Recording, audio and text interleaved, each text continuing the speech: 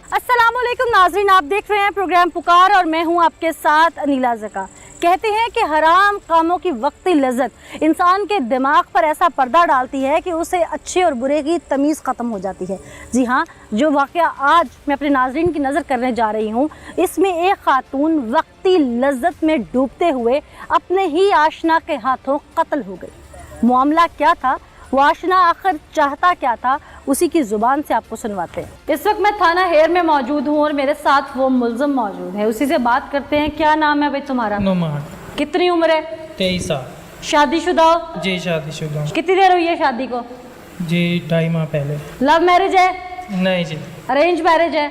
जी। अच्छा, करते क्या हो? जी दूध दही की शॉप है। अच्छा, कारोबार करते हो। मकतूला को कब से जानते थे? उसके साथ मेरा तकरीबन 7-8 माह से रब्ता है। राब्ते से मुराद क्या कमेटी डाली हुई थी उसके यहाँ? जी नहीं, वो दूध वगैरह करते दुकान थे। दूध लेने आती थी? जी वहाँ से उसके साथ मेरा रब्ता शुरू हुआ है। कैसे हुआ, क्या खाता वाता लिखा गया? जी वहाँ से दूध ले आते थे रोज़ाना, पैसे नहीं दे के जाते, कभी दूध ले जाते पैसे नहीं से दे के जाते। यहाँ से काफ़ी देर, कुछ 7-8 माह दूध खरीदते रहे मेरी दुकान के पास। कितना बिल बन गया था उसका? तो बिल के बावजूद कभी 2000, कभी 3000, कभी 500, जितने ज़रूरत पड़ती थी अपने बेटे, कभी इसका बेटा ले जाता था, कभी खुद लेने आते। क्यों? पहले दुकानदार हो जो तुम फ्री में दूध भी दे रहे हो और साथ पैसे भी दे रहे हो। जी दे देते थे, कहते थे हम दे देंगे, कुछ पहले देते रहे हैं, बाद में नहीं देते। तो तुम्हारा जब इतना कर्ज चढ़ गया था तो तुम किस खुशी में उसको बार बार देते थे पैसे और दूध? जी मैंने बंद कर दिया था दूध। अच्छा, तो यानी तुम्हारा सारा लड़ाई झगड़ा दूध दही का और इसके बिल का था? जी दूध दही का झगड़ा नहीं था, जो मैंने इसको कहा था कि मुझे छोड़ दो। छोड़ दो मतलब तुम्हारी बीवी थी? नहीं जी, मेरे पे पीछे आती थी, दुकान पे आती थी, कहती मेरे साथ बातें किया करो, मेरे साथ हो दोस्ती सकता है करो। तुम्हारे से उम्र में बड़ी थी, हालचाल बांटती, अपना कोई दुखड़ा सुनाती, तुम्हें बेटा समझती, अपना सुन लेते बातें। जी मैंने आती थी, मैं कहता नहीं, मैं नहीं आपके साथ बात करना चाहता, जाए आप। क्यों नहीं करना चाहते? तुमने क्या मामला क्या था? बातचीत करने में क्या बुराई थी? ये था कि मेरी दुकानदारी थी, तो मोहल्ले वाले वहाँ गुजरते लोग देखेंगे भी ये औरत क्यों खड़ी रहती है। अच्छा, क्यों यहाँ खड़ी है। अच्छा, बस इतनी सी बात थी जी। और कोई बात नहीं थी? जी बात फिर उसने एक दिन ऐसा किया है, दूध दही मेरे पास से करते रहे, रास्ता अच्छा हो गया उनके साथ। तो एक दिन इसने कहा है कि आपका दूध अच्छा है, जहाँ ये काम करती थी, यहाँ फ्लैटों में काम करती थी, इसने कहा है कि आपका दूध मैं यहाँ पे लगवा देती हूँ घरों में, आपका कारोबार और बढ़ जाएगा। तो आप ऐसा करें, आप मुझे अपना फ़ोन नंबर दें, तो मैं उनको जाके फ़ोन नंबर दूंगी, वो आपको कॉल करेंगे, तो आप उनके घर दूध सप्लाई कर दिया करना। तो मेरे पास तब फ़ोन नहीं था, तो कुछ 2-2.5 महीने गुजरे हैं। फिर मैंने पहले आया था, वो चोरी हो गया था, दुकान से कोई उठा के ले गया था। फिर 2-2.5 महीने बाद मैंने फ़ोन लिया है, तब से इसके साथ मेरी वैसे ही दुकान पे दूध नहीं लेने आती थी, वैसे ही बात होती थी। इसके अलावा कुछ नहीं था? नहीं जी। नाज़रीन, ये शख्स कहता है कि दूध दही का झगड़ा था, पैसे नहीं दिए जाते थे, सिर्फ ये मामला था।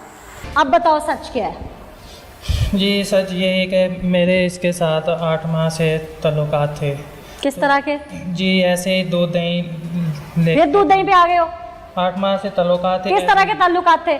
ऐसे और भी घर में साथ में उनको भी दूध वगैरह देता था, इनको भी दूध वगैरह और फिर दूध पे रो रहे हो तुम? ताल्लुकात बताओ किस तरह के थे, निकल आओ दूध दही से बाहर अब। जी ताल्लुकात इसने मुझे नंबर दिया अपना। हाँ। नंबर पे राब्ता होने लगा है। ऐसे ही नंबर पे मेरे पास से कभी पैसे मंगा लेते थे, कभी दूध, इतना दूध दे। क्यों पैसे देते थे तुम उसको? जी कहते थे पे मिलेगी, महीने बाद दे देंगे। फिर तुम वहीं के वहीं हो? तुम्हारे उसके साथ ताल्लुकात नाजायज नहीं थे? जी वो बाद में जब 1-2 दफ़ा उसने मुझे झूठ बोल के घर बुलाया है, आपको वहाँ एक काम लेके जाना है। तुम लोगों की कॉल पे बात लंबी लंबी होती थी कि नहीं होती थी? जी बात होती थी। मैसेजेस पे होती थी? मैसेज पे जी थोड़ी देर हुई होती थी ना? जी। तुम्हारे उसके दरमियान कोई बहन भाइयों वाला ताल्लुक था? नहीं। नाजायज ताल्लुक था? क्या पूछ रही हूँ मैं? जी मैं भाई किसी का कोई लेंथ नहीं, इसे सिर्फ मैं तुम्हें जो पूछ रही हूँ, तुम्हारा उस मकतूला से नाजायज ताल्लुक था या नहीं? जी जब से मैं इसके साथ फ़ोन पे बात करता था, फिर तब के साथ इसके साथ मेरा ताल्लुकात शुरू हुआ है। ताल्लुकात तुम्हारे उसके साथ हद से बढ़ चुके थे? जी। ऐसे ही है? जी। कितना अरसा रहे? जी करीबन 3-4 माह रहा। 3-4 माह रहे। जी। इस दौरान तुमने शादी के वादे किए उससे? नहीं जी। उसने तुम्हें शादी का कहा? नहीं जी। नहीं कहा। वो उसने मुझे बाद में तुमसे उम्र में कितनी बड़ी थी? जी 20 साल। और तुम कितने साल के हो? 23 साल। यानी कि वो तुमसे 20 साल बड़ी थी तो वो 43 की होगी। जी ऐसे ही है? जी। 3 बच्चों की माँ थी, बेवा थी, जी ऐसे ही है? जी। और तुम गैर शादीशुदा थे। जी। उसने मुझे कहा था कि आप मेरे साथ नंबर दे दो, फ़ोन पे रब्ता करेंगे आपके साथ। अच्छा, फिर तुम कब कब उसके घर जाते थे? जी कभी जब फ़ोन करके बुला लेती थी तब जाता। रात के वक्त? नहीं, रात को नहीं, दोपहर को ही। बच्चे उसके होते थे घर में? जी बच्चे, बेटा काम पे गया होता था और बच्चे स्कूल गए होते। कितनी देर रहते थे उसके घर में? जी ज़्यादा से ज़्यादा 10-15 मिनट। वो कहती थी कोई आ जाएगा घर में, कोई साथ हम साएँ सुबह का टाइम है। कितने अरसे से ताल्लुकात थे? 8 माह से। 8 माह से तुम्हारे उसके साथ नाजायज ताल्लुकात थे? जी। अच्छा, फिर ये सारा कत्ल करने का मंसूबा क्यों रचा? कत्ल करने का ये है कि घर पे बीवी को पता लग गया था। तुम्हारी शादी किस दौरान हुई? शादी करीबन 3 माह पहले हुई थी। तुम्हारी मंगनी पहले से हुई थी? नहीं जी, अचानक शादी हुई? अचानक शादी हुई। फिर शादी जब हुई तुमने इसको बताया कि मैं शादी कर रहा हूँ? जी मैंने उसको बताया। फिर क्या हुआ? जी मैंने बताया कि अब मेरे ससुराल वाले के फ़ोन आते हैं तो आपके साथ भी कॉल करता हूँ। ससुराल वाले पूछते हैं इतनी ज़्यादा मसरूफियत कहाँ रहती है आपकी, किसके साथ बात करते हो? मैंने कहा दोस्त के साथ। इसलिए मैंने इसको कहा कि मैं आपके साथ बात नहीं कर सकता, मेरे ये ससुराल वालों को पता चल जाएगा ऐसे, तो ये ना हो कि मामला ख़राब हो जाए। फिर? मैं आपके साथ अब बात नहीं कर सकता। फिर जी इसने कुछ दिन, मैंने फिर नंबर जी 3 दिन नंबर बंद कर दिया अपना। फिर नंबर बंद करके फिर जब मैं दोबारा आया हूँ शॉप पे आ गया हूँ शादी ख़त्म करके अपनी, तो फिर वहाँ शॉप पे मेरी पे आ गई है, कहती है आपने नंबर क्यों बंद किया है? मैंने कहा मैंने आपको बताया तो है मेरी शादी है, ये ऐसे ऐसे ये मामला है। फ़ोन करते हैं लोग, पूछते हैं, ससुराल पूछते हैं आपका फ़ोन मसरूफियत को जाता है, बहन भाई पूछते हैं। फिर इसलिए मैंने उसे कहा कि अब मैं बात नहीं कर सकता। तुम्हारे इस मामले का तुम्हारे घर में किस किस को पता था? जी सबसे पहले तो बीवी को पता लगा है। बीवी को कैसे पता चला? जी वो एक दिन अचानक ही दुकान बंद करके घर खाना खाने दोपहर को गया था। तो पहले एक दिन तो ऐसा हुआ है कि बीवी ने फ़ोन उठाया है तो उसने आवाज़ सुन के मेरी बीवी बोली, उसने जल्दी से काट दिया है। फिर दूसरी दफ़ा फ़ोन उसने किया है, बीवी के पास खड़ा था, मैंने थोड़ी सी बात की, बीवी आ गई, फिर मैंने काट दी। तीसरी दफ़ा ऐसा हुआ है कि मैं खाना खा रहा था, मुझे नहीं पता, बीवी ने चुप करके फ़ोन उठाया है। तो फ़ोन पे मेरी बीवी ने बात नहीं की, वो बातें कर रही थी, आप फ़ोन क्यों नहीं उठा रहे, बात क्यों नहीं कर रहे, वो सारी बातें मेरी बीवी ने सुन ली थी। और वहाँ से लड़ाई होगी? वहाँ से लड़ाई बीवी उठ के गई? जी।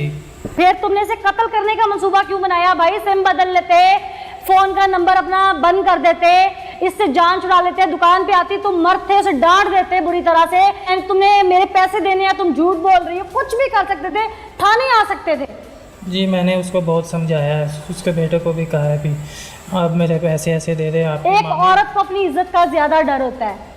तुम अगर उसे थोड़ा सा डांटते तो वो तुम्हारे से पीछे, सिम क्यों नहीं बदली? जी मेरा काम था, कस्टमरों के फ़ोन आते थे, फ्लैटों में दूध देता था, उनके फ़ोन तो सबको नंबर नया लिखवा देते। और ये कौन सी रॉकेट साइंस थी? कत्ल करने का मंसूबा कैसे सोचा? जी ऐसे बार बार फ़ोन, फिर भी मैंने नंबर बंद कर दिया था, फिर दुकान पे आ जाती थी, फिर नंबर ऑन करो फ़ोन बात। उस दिन क्या हुआ जिस दिन कत्ल किया? जी उस दिन ये ऐसे ही कि घर में भी बहुत मामला ख़राब हुए थे, घर में भी महल्लेदारों को भी पता लग गया था। महल्लेदार जब ये दुकान पे आती थी वहाँ शोर डालती थी, बातें ऊंची ऊंची करती थी, आप क्यों नहीं बात करते, क्यों नहीं आपने मेरा खर्चा लगाना, क्यों नहीं आपने मेरे साथ ऐसा करना, ऐसे ऐसे महल्लेदारों को भी पता लग गया था।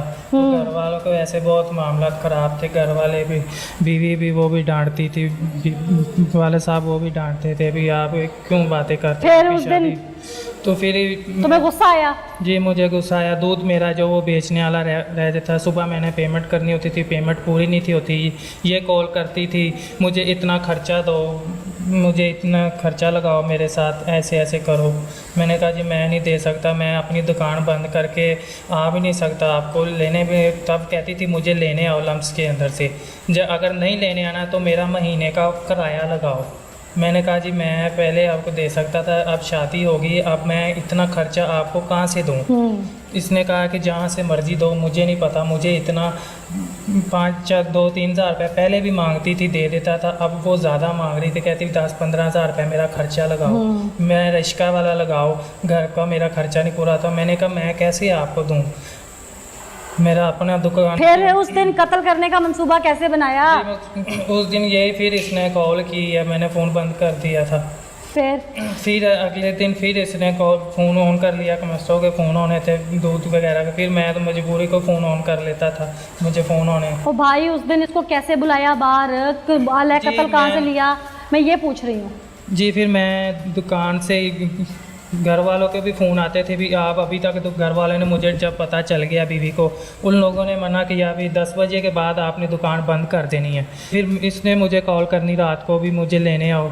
मैंने कहा नहीं लेने आ सकते। उस दिन तुम लेने गए? जी उस दिन मैं लेने गया हूँ इसको। कैंची तुम लेके गए थे साथ? जी वो मैं दुकान से ही सारा प्लानिंग बना के गया। प्लान बना के गए थे? किसी से मशवरा किया था? किसी से मशवरा नहीं। फिर कहाँ लेके गए इसको? जी इसको मैंने लम यूनिवर्सिटी से 11 बजे के करीब, 11 बजे मैंने बिठाया है मोटरसाइकिल पे इसको लेके गए। रास्ते में बहस वगैरह हुई है इसी बात की, फिर आप मुझे क्यों नहीं अब लेने आते, क्यों नहीं खर्चा दे रहे। कत्ल का ज़हन तुम पहले बना के गए थे? जी ये मैं घर से जब ऐसे मजबूर हो गए, मैंने दुकान। ठीक है, फिर तुमने कहाँ ले जाके मोटरसाइकिल खड़ी की? जी वहाँ स्कीम थी एक साथ में। क्या क्या किसको उतारा मोटरसाइकिल से? कुछ नहीं, वो रास्ते में मुंह मारी, हाथ पाई पीछे से हो रही थी, जब आ रहे थे रास्ते में वहाँ से हाथ पाए मुंह मारी हो रही थी, पैसों की वजह से, इस वजह से, फ़ोन की वजह से, ऐसे ऐसे। फिर रास्ते में एक प्लाट आया है, फिर वहाँ मैंने गाड़ी खड़ी कर ली है। गाड़ी खड़ी करके फिर वहाँ मैंने उसको दिक्का दिया है। दिक्का दे के तो फिर मैंने पहले उसका गला दबाता रहा हूँ, गला दबा। चीखी नहीं? चीखी मैंने मुँह के ऊपर हाथ रखा था। फिर थोड़ा सा चीखी, लेकिन वहाँ फिर खाली प्लाट थे। फिर मैं गला दबाया, गला दबा के बाद में फिर मैंने कैंची का वार कर। कहाँ मारी कैंचियाँ? गले के ऊपर। कितनी मारी? 5-6 मारी। शर्मिंदगी है आपने किए पे? जी बहुत शर्मिंदगी। आज इस शर्मिंदगी के क्या फ़ायदा कि तुम दो ख़ानदान तबाह हो चुके हो, एक उस खातून का और एक तुम्हारा। वक्ती तौर पर लज्जत की खातिर इंसान बड़े से बड़ा कदम उठा जाता है, गुनाह कर जाता है, जुर्म कर जाता है, लेकिन ये नहीं जानता कि उसका खमियाजा सिर्फ उसको नहीं, बाज़ औक़ात उसकी नस्लों को भुगतना पड़ता है। तो मकतूला दुनिया से चली गई, लेकिन मासूम बच्चे बेआस्ता हो गए। जितने मुंह उतनी बातें। लोगों की ज़ुबान आज नहीं पकड़ी जा रही, लोग किरदार पर कीचड़ उछाल रहे हैं। जो ये शख्स कह रहा है या जो चीज़ें सामने आ रही हैं, किस किस का मुंह बंद करेंगे उसके घर वाले। उसके बाद आ जाते हैं इस मुल्ज़िम की तरफ। नई नवेली दुल्हन घर चली गई क्योंकि उसका खामिद कातिल है। 302 की FIR में अरेस्ट है। आज ये फांसी चढ़ जाए तो इसके घर वालों पर क्या बीतेगी, ये तो वही जान सकते हैं। खुदारा कुछ भी करने से पहले सोचिए कि हम रिश्तों नातों में बंधे हुए हैं। हमारा इंडिविजुअल किया गया एक्ट हमारे पूरे ख़ानदान को भुगतना पड़ता है। इस मैसेज के साथ मुझे नीला ज़का को इजाज़त दीजिए, फिर हाजिर होंगे अल्लाह ने के बाद।